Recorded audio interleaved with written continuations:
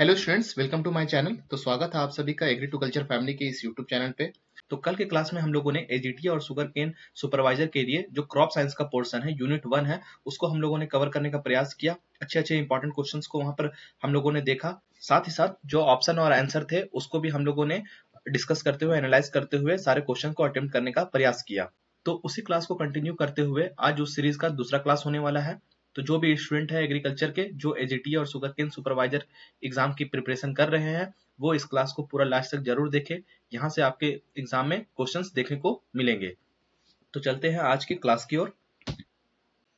ये रहा आज का पहला question.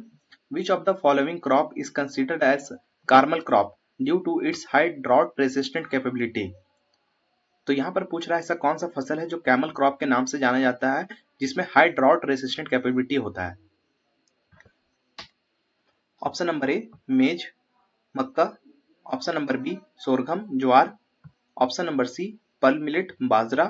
Option number D finger millet, ragi.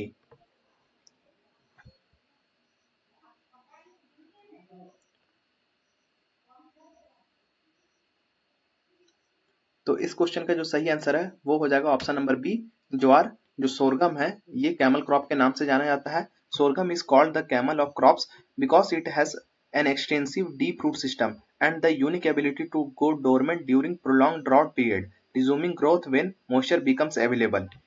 तो यहाँ पर बताया जा रहा है जो सोरगम क्रॉप है इसमें डीप रूट सिस्टम देखने को मिलता है और इसमें एक यूनिक एबिलिटी होती है कि ये जब सूखा पड़ता है, ड्रॉट का पीरियड आता है, तब ये डोरमेंट कंडीशन में चला जाता है और जैसे ही मॉइस्चर मिलता है, नमी मिलता है, वैसे ही ये ग्रोथ करना स्टार्ट कर देता है, इसमें वृद्धि होने लगता है, पुनः वृद्धि करता है। तो इसका जो सही आंसर है वो है ऑप्शन नंबर बी। नेक्स्ट है which form of nitrogen is primarily absorbed by rice plant under submerged anaerobic conditions. तो यहाँ पर पूछ रहा है कि सबमर्ज्ड एनएरोबिक कंडीशन में जो राइस प्लांट है वो नाइट्रोजन का कौन सा फॉर्म एब्जॉर्ब करता है। Option number A nitrate NO3 minus. Option number B ammoniacal NH4 plus. Option number C nitrite NO2 minus.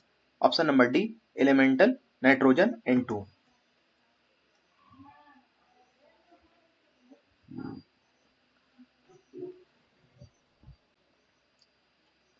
तो इस क्वेश्चन का जो सही आंसर है वो हो जाएगा option number B ammoniacal NH4 plus. Under submerged और reduced conditions nitrate is prone to leaching and denitrification losses. तो जब इस तरीके का कंडीशन देखने को मिलता है तो राइस का जो प्लांट है उसमें से नाइट्रेट जो है वो लीच आउट कर जाता है, डीनाइट्रिफिकेशन होने की संभावनाएं बढ़ जाती है। तो इस कंडीशन में क्या होता है कि rice plant are uniquely adapted to absorb nitrogen efficiently in the ammonical form। तो वहां पर जो राइस का प्लांट है वो अमोनिकल फॉर्म में जो नाइट्रोजन है उसको एब्जॉर्ब करने का क्षमता रखता है। तो इसका जो सही आंसर है ऑप्शन नंबर बी।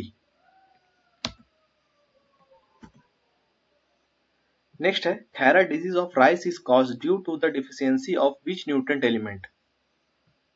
तो राइस में एक सबसे मेन डिजीज जो काफी बार एग्जाम में पूछा गया है कि राइस में एक डिजीज देखने को मिलता है जिसका नाम है खैरा, ये किस न्यूट्रिएंट डेफिशिएंसी के कारण देखने को मिलता है।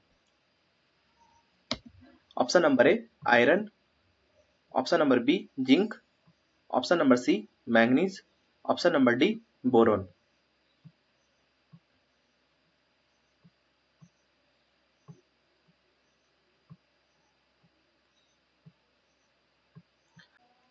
तो इस क्वेश्चन का जो सही आंसर है वो हो जाएगा ऑप्शन नंबर बी जिंक।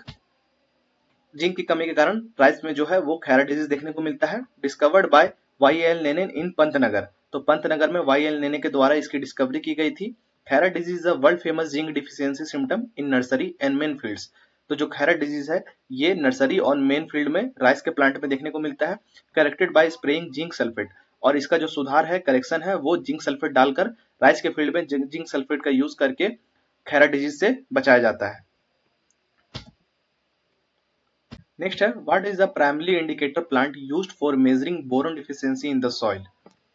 इस क्वेश्चन में पूछ रहा है कि सॉइल में बोरॉन डिफिशियंसी है, इसका पता लगाने के लिए जो इंडिकेटर प्लांट है वो कौन सा है। ऑप्शन नंबर ए सनफ्लावर, सूरजमुखी। ऑप्शन नंबर बी पोटैटो, आलू। ऑप्शन नंबर सी मेज, मक्का। ऑप्शन नंबर डी मस्टर्ड, सरसों।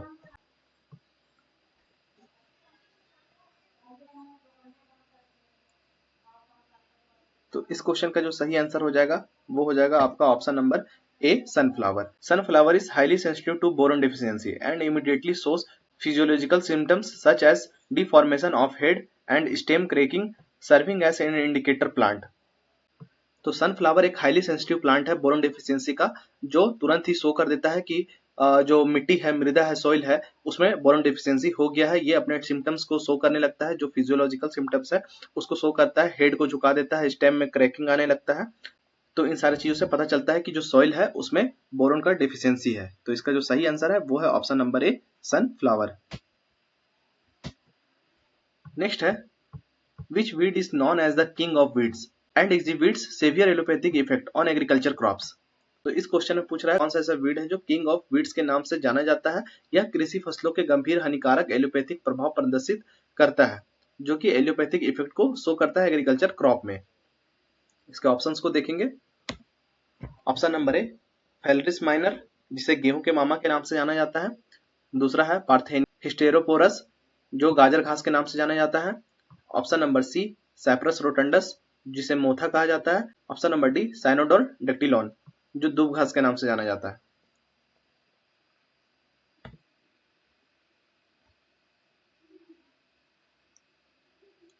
तो इस क्वेश्चन का जो सही आंसर है वो हो जाएगा ऑप्शन नंबर बी, पार्थेनियम हिस्टेरोपोरस। जो गाजर घास है ये किंग ऑफ वीड्स के नाम से जाना जाता है। Parthenium hysterophorus Congress grass, carrot grass is widely called the king of weeds due to its aggressive growth, health hazard and strong chemical exudation, allelopathy. तो जो पार्थेनियम हिस्टेरोपोरस है ये कांग्रेस ग्रास, कैरोट ग्रास और king of weeds तीनों के नाम से जाना जाता है। यहाँ से क्वेश्चन आपको देखने को मिल सकता है, काफी इंपॉर्टेंट क्वेश्चन है वीड साइंस का। और ये जो वीड है ये एलियोपैथिक इफेक्ट भी शो करता है एग्रीकल्चर क्रॉप्स में, तो आप इसको भी याद रखेंगे। नेक्स्ट है, which specialised tool is used for measure the rate of transpiration in plant. तो प्लांट्स में, पौधों में ट्रांसपिरेशन का पता लगाने के लिए कौन सा स्पेशल टूल का यूज किया जाता है। Option number A, lysimeter. Option number B, photometer. Option number C, tensiometer. Option number D, porometer.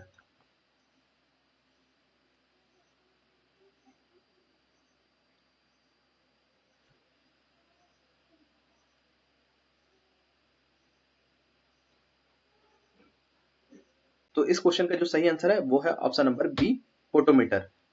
Genong's potometer is specifically designed to measure the rate of water intake by a plant shoot, which is directly proportional to transpiration rate।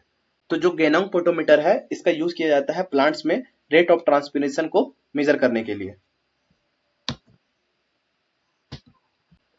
Next है, what is the specialised term given to the practice of harvesting two or more crops simultaneously from the same field without a distinct row arrangement. तो इस question में पूछ रहा है, एक स्पष्ट पंक्ति व्यवस्था के बिना एक ही खेत में एक साथ दो या दो से अधिक फसलों की कटाई करने की प्रथा को क्या विशेष शब्द दिया जाता है।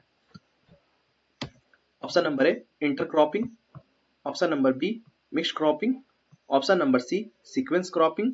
Option number D, relay cropping.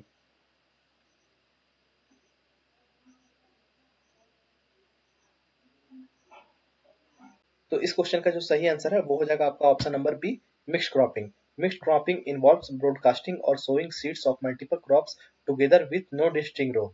तो इस क्रॉपिंग में क्या होता है, मिक्स्ड क्रॉपिंग में क्या होता है कि यहाँ पर किसी तरीके का रो अरेंजमेंट नहीं किया जाता है। यहाँ पर क्रॉप्स के अलग अलग क्रॉप्स के सीड्स को लेके एक साथ ब्रॉडकास्टिंग मेथड के द्वारा फील्ड में लगा दिया जाता है, सो कर दिया जाता है, जिसका मुख्य उद्देश्य होता है क्लाइमेट में चेंजिंग के कारण जो क्रॉप फेलियर देखने को मिलता है उससे बचाव करने के लिए मिक्स्ड क्रॉपिंग किया जाता है। इसका जो सही आंसर है वो है option number B, mixed cropping. तो नेक्स्ट क्वेश्चन है, the standard test weight of Phalaris minor seeds a notorious mimicry weed of wheat is around. तो यहाँ पर पूछ रहा है कि जो फेलरिस माइनर है इसका स्टैंडर्ड टेस्ट वेट कितना होता है। Option number A, 2 grams. Option number B, 20 grams. Option number C, 40 grams. Option number D, 200 grams. तो आपको यहाँ पे टेस्ट वेट बताना है जो फेलरिस माइनर है इसका। तो इस क्वेश्चन का जो सही आंसर है वो हो जाएगा आपका option number A, 2 gram. The test weight of 1000 seed of Phalaris minor is only 2 gram.